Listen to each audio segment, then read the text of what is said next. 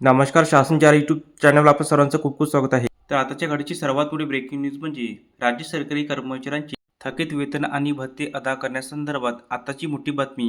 त्या संदर्भात इप्सोच्या माध्यमातून संपूर्ण अपडेट सविस्तरपणे पाहण्याला सुरू करूया.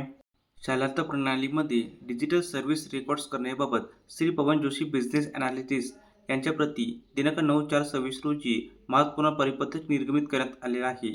सदर परिपत्रकानुसार नमूद करण्यात आले आहे की शालांत प्रणालीवर योग्य कागदपत्रे अपलोड न झालेल्या कर्मचाऱ्यांचे व त्या शाळेचे मुख्याध्यापक यांचे वेतन व इतर भत्ते, थकीत वेतन, वैद्यकीय बिल माहे 15 फेब्रुवारी 2026 पासून खाजगी अनुदानित शाळेमधील अदा करता येणार नसल्याची बाब नमूद करण्यात आलेली आहे.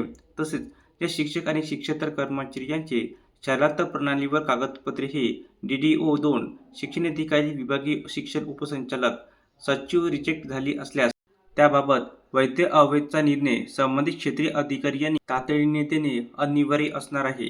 तसेच DDO 2 स्तरावरील लॉग इनमधून डिजिटल सेवा रेकॉर्ड्स या प्रणाली अंतर्गत अपलोड नाही, अशा सूचना संचालनालयाचे दिनांक 22/1/26 नुसार देण्यात आलेल्या होत्या.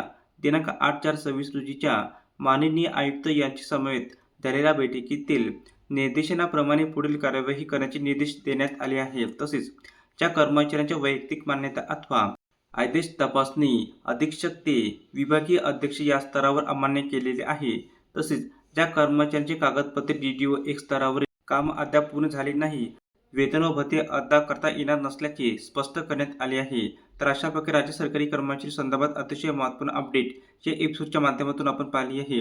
जर हा व्हिडिओ आपल्याला आवडला असेल तर चॅनलला नक्की सबस्क्राईब करा, लाईक करा, कमेंट करा आणि निश्चित नवीन अपडेट मिळण्यासाठी शासनाच्या यूट्यूब चॅनलला सबस्क्राईब करायला अजिबात विसरू नका. धन्यवाद.